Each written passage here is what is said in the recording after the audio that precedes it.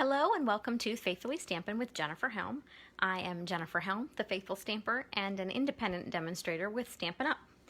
Today I have for you a couple of different inking and stamping techniques. These are techniques that I've learned over the years, some of them recently, that I just thought would be fun to show you the range of possibilities. Stamping doesn't just have to be stamping on an ink pad and putting it to paper. There are other options for you. So I wanted to share a few of these with you tonight. This first technique I'm going to show you is coloring on red rubber cling stamps with Stampin' Write markers. So to start, I'm going to bring over a panel of Whisper White, and this is the card that we're going to be making. This particular technique does not work with photopolymer stamps. I tried it, it just doesn't work. I think it's a difference in the material, and so I'll show you a sample in a little bit of how that doesn't work, but I'll show you, for starters, how you make this technique work for you. Now, you want Stampin' Write markers. You do not want the Stampin' Blends, which have alcohol in them. Those will not work for this technique either. For this technique to work, you need a red rubber cling stamp and a Stampin' Write marker. Now, there are a couple different ways you can make this technique work for you. I'm going to show you one here, and then I'll explain the second one when I show you the second sample. To make this technique work, you take your red rubber cling stamp and you're going to color on it with your Stampin' Write marker, and you want to use the brush tip. These markers are great. They have a fine tip and a brush tip, and you want your brush tip, and you're just going to hold it almost sideways, but you're going to color your stamp. Now, this particular image is from the Enjoy the Moment stamp set, and so I'm just going to color this entire flower pod with my terracotta tile Stampin' marker, and I can tell pretty much at a glance that I've got the whole thing covered. And then what I'm going to do is take an accent color, something a little bit darker, and this is Pretty Peacock. And again, I'm going to take that brush end and I'm just going to add some accents to the stamp. So I'm going to kind of edge the tops of these flower pods just a little bit, just putting a little color on the edges. And then I'm going to add just a few little accents to the actual flower pod. I'm not going to outline the whole thing, just add a little bit of color here. Just kind of make it interesting. And then the trick to making this technique work is, since your markers dry out a little bit, you want to reactivate the ink before you stamp it on your cardstock. So you need to huff on it, breathe with a little hot air, or as I like to say, do your best Darth Vader impression. So pardon the heavy breathing for a moment. I just breathe a little bit on the surface of the stamp, and then go ahead and press that down, and I have a unique look to my stamp simply by using cardstock and a couple of markers. So to finish this card off very quickly, I'm going to stamp now in Pretty Peacock ink. I plan to go back. I will add an accent to my envelope using the same technique with the Stampin' Write markers. But you don't need to see me do all that. But I wanted to show you another fun little embellishment. So while I put this card together, I'm using terracotta tile as my card base. I'm using Pretty Peacock as my layer. This is 5 1/4 by 4. And I'm just going to use a little bit of my Stampin' Seal Plus, which is not going to be behaving itself this evening. Oh, my adhesive, there we go, is notoriously camera shy. So I'm going to layer this on the front of the card, and then I'm going to take that panel that I just stamped or really colored with my markers and add this to the front. And this is perfectly lovely, but I wanted to add a little accent. And so I thought I would show you another way that you can dress up your cards with a little color. And I'm going to take our rhinestone basic jewels. These are our, what I call our silver rhinestones. Perfectly lovely bling. But I wanted to give it some color. Now, I tried using my Stampin' markers, and what I found was when I colored my rhinestones, after a moment, if I were to put my finger on it, the ink would come off on my finger. Some of it would stay on the rhinestones, but the majority of it would come off. So I want to use my blends. And we don't have a terracotta tile blend, but the dark Calypso coral is very similar in color. And so I'm going to take the brush end of my blend and simply color my rhinestones. And so I just wanted to show you that you can do this with any color blend. You can color your pearls with this as well. Any rhinestone or pearl or embellishment that has a neutral color, silver, clear, you can color with your blends. And now if I take my finger, there's no ink coming off these. So that's the difference in using the blends and the markers here, is that you don't lose the color. So I'm just going to take my Take Your Pick tool and add some rhinestones here. I like to work in odd numbers, so I typically do 3. Sometimes I do 5, depends on the card. And just like that, I have a lovely little card, and this, I don't know how well this is going to come across on camera, but this is the difference between the 2 cards and the rhinestones that I colored. You've got a deeper color using the blends. This was the ones I tried coloring with the markers, and that the color came off on my finger. So it still has a little bit of color, but not what I was going for. So I like the color more that comes through with the blends. So just a little tip for you. And just, I think it's so neat that you can add color to your embellishments, because you might not have gemstones in any color, but you might have those alcohol markers, those blends. So moving on to technique number 2. This one is a technique I just learned this week from the CEO of our company. She does videos, and I never heard of this technique before, and she sponged on photopolymer stamps. So just, oh, I got ahead of myself. I forgot to show you my other sample and the other technique. So back to the first technique for a moment. This is my attempt at using a photopolymer stamp with the markers, and while this isn't a horrible image, it's not the kind of look I'd be putting on a card. So that's why I recommend the red rubber stamps for that. So just wanted to show you that. And then I mentioned the first card, I did that all over color and then gave it an accent with the pretty peacock. One of the things I think is so cool is that you can color an image and make it multicolored. For example, if you have a stamp with a big bouquet on it, you can then individually color all the blooms with your markers, as long as it's a red rubber stamp. This stamp is from our Garden Wishes stamp set. It's part of our Dandy Garden Suite. And so I simply took this image and colored with my Stampin' Right markers, and colored the base green, and then added color with my flower buds. I could have made these any color I wanted, but I used crushed curry, and same technique, colored, a little hot air, stamp, and ready to go.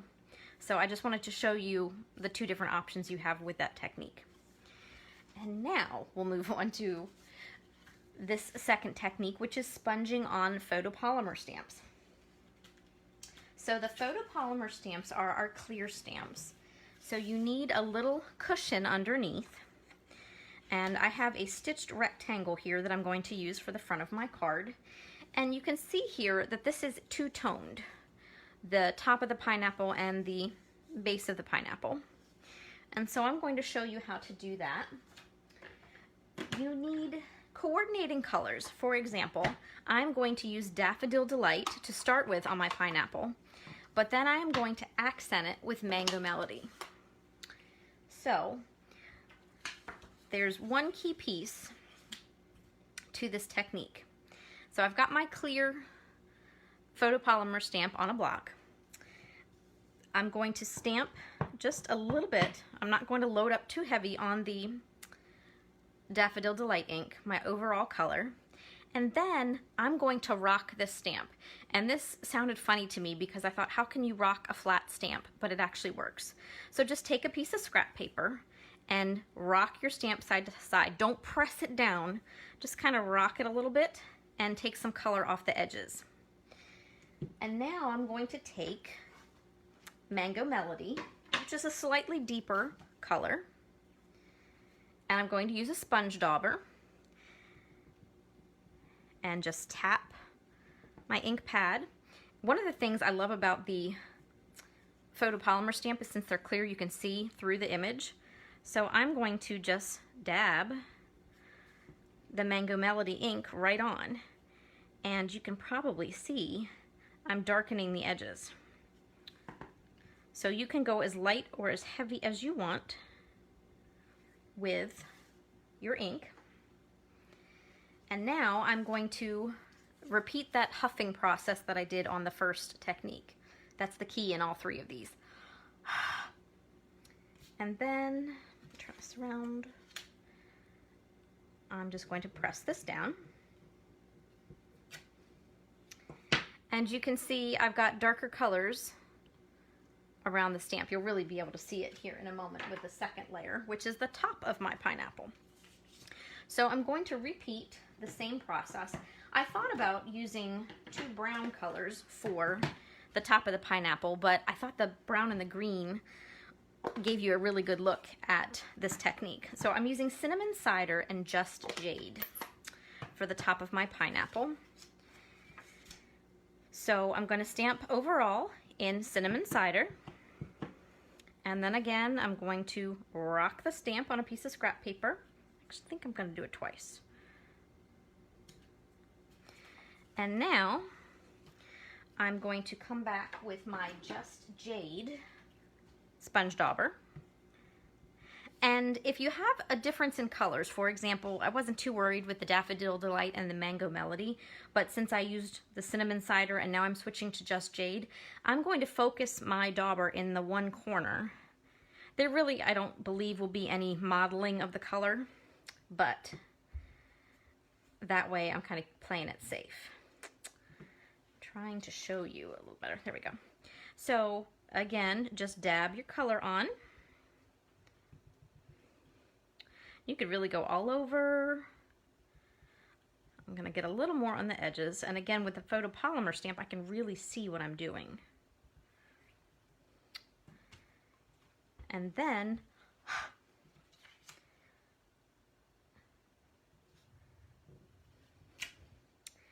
I have a unique look to the top of my pineapple. So that is sponging on a photopolymer stamp. Again, this will not work on a red rubber stamp. I tried it and the results were disastrous, so I didn't even bring an example to show you. So just like that first technique only works with the red rubber stamp, this technique only works with the photopolymer stamp. And so to finish this off, I am simply going to bring in some coordinating color cardstock, and I'm not going to bore you putting it all together, but I'm going to layer some pieces together using other images from the stamp set. So I just repeated the pineapple in the Magenta Madness on the Magenta Madness cardstock and then added a sentiment. So I just have to pick something to go on the inside and this card will be ready to go. And I have one more sample of this technique to show you. I made a sympathy card using our Stitched with Whimsy dies and our Floral Essence stamp set. So I stamped overall with Coastal Cabana, which is the base color for my card, and then I accented the edges with Bermuda Bay. And then when I was finished that, I took the center stamp, which is separate, and used Daffodil Delight to just stamp the insides of my flowers. And so I have a very understated but lovely sympathy card that I can send. when the occasion arises. So that is our second technique, and I have just one more technique to show you. This is something someone made an offhand comment on a video I was watching, and it was an idea that I'd never thought of. Last week, I was playing with our blending brushes, which are quite lovely, great blending tools. And someone said, you can use your blending brushes on a background stamp. And I thought, what? I never in a million years would have thought to use blending brushes directly on a stamp. Typically, I'm using it on cardstock. So I thought I would share that technique with you quickly and then give you a little bonus tip, so to speak. So I have 3 colors. The background stamps are all the red rubber cling stamps. And what I recommend for this is use a vibrant color. I tried using lighter colors. I used some of our Retiring In colors, Seaside Spray, Rococo Rose, and Purple Posy. And the technique worked, but it came out very faint. I'm not even sure you can see the color variation on this panel. So I thought, let's go brighter. And I'm definitely going to make use of this, but I want to show you the nice bright technique that you get using brighter colored inks. And you could have a lot of fun with the color. So for this technique, I'm going to take my blending brushes, and I have Pacific Point, which is our blue, Melon Mambo, and Rich Razzleberry. So I'm going to take my blending brushes, and the technique for this is to swirl the ink on from your ink pad and to your stamp. There is another video posted. You can go back and look at my blending brush tutorial if you like. And so I swirled my ink on. Typically, if I were just applying to cardstock, I would tap this off on a piece of scrap paper and swirl it right onto my cardstock. But since I'm stamping or blending directly on my stamp, I'm not worried about that. So I'm simply going to move in a circle, but continue the swirl. And so, since I'm using the darker color, you'll be able to see it. Now, I will say this does put a little bit more ink on the stamp than if I were to just apply ink straight from an ink pad, but that's okay. But using the brighter colors, you can definitely see where you are applying your ink. So now I'm going to switch up to a different color. I think I'm going to use Rich Razzleberry next. And I'm just going to repeat the process. And let's see. My biggest problem with this technique is trying not to stick my fingers in the stamp ink while I'm trying to put this together. And turn it so I can apply the ink.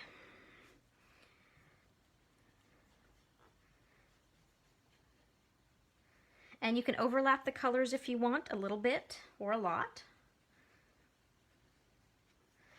And now I'm going to add my final color, which is my Melon Mambo. And again, just swirl on. I love being able to see where my ink is going, and that way I can tell if I have any blank spots.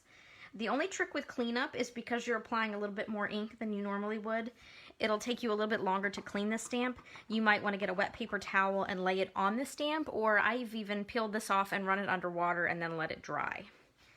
So, just a little tip for you. And I think I'm going to call that good. So now, I'm going to bring over a piece of scrap paper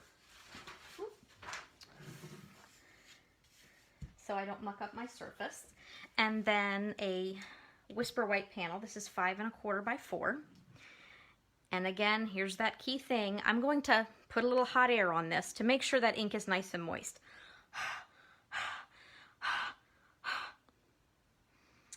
And then I'm going to press this down on my cardstock. Sometimes I will do this the reverse with the stamp face up and my paper on top, and I'll use a brayer to make sure I get even pressure, but I like doing it this way. So I'm just kind of giving it a little massage, making sure I've got even coverage. And then when I take my stamp away, I have a beautiful blended panel. And this will come out differently every time. And so what I'm going to do with this panel is just, since I've got so many colors, pardon me, going on with the card, I'm going to keep it simple and use a nice big birthday greeting and then add some balloons and coordinating colors. But as I was getting ready to put my blending brushes away, I thought, I hate to waste ink. I don't like to waste any of my supplies, really. And what I would normally do is remove excess ink from my brushes by just using them on the scrap paper. But I thought, well, rather than use it on the scrap paper, how about I grab a piece of cardstock? So I grabbed another piece of Whisper White that is 5 1/4 by 4, and instead of using my scrap paper, I'm simply going to swirl the color that is left on my blending brushes right here onto this panel. I don't have to get it all out, but this way I feel like I'm making use of my ink rather than wasting anything. Then I'm going to switch up to my Rich Razzleberry and put some of that here in the middle. And then I'm going to finish off with my Pacific Point. And so rather than have a whole lot of wasted ink on scrap paper, I now have a beautifully blended panel that I can use for another project. So just like that, I'm ready to wash out my brushes, and I have a beautiful panel that I can turn into another card. And that will have a different look, just like that background stamp with the blends every time. So there you have some fun ink blending techniques. I hope you enjoyed those techniques. If you enjoyed this video, I hope you will think about subscribing to my YouTube channel. I do videos twice a week, and I'd love to have you check out more of those. And please feel free to pop over to Facebook if you like and find me at The Faithful Stamper. I do videos there and post other projects as well. And if you do not have a demonstrator you're currently working with and you're interested in a paper catalog, please reach out to me. I'd be happy to send you one. You can also check out my website at thefaithfulstamper.stampinup.net. Thank you so much for taking time out of your day to watch this crafting video. I appreciate it truly. Take care and happy crafting.